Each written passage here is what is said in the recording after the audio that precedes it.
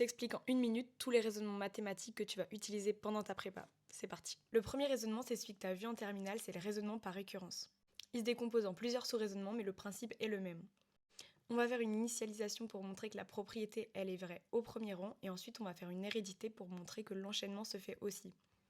Celle-ci, normalement, si t'es en prépa, elle est assez bien connue. Ensuite, on a le raisonnement par implication qui pourra aider à faire le raisonnement par équivalence. Le principe est de dire que si on a P, alors on a Q. Et donc on a le raisonnement par équivalence qui nous dit que P équivalent à Q, si quand on a P, alors on a Q, et quand on a Q, alors on a P. On a ensuite le raisonnement par contraposé qui nous dit que si on a P qui implique Q, alors on a non Q qui implique non P. Si je veux montrer la propriété s'il fait beau dehors, alors je sors, il me reste à montrer que si je ne sors pas, alors il fait pas beau dehors. Et enfin le raisonnement par l'absurde.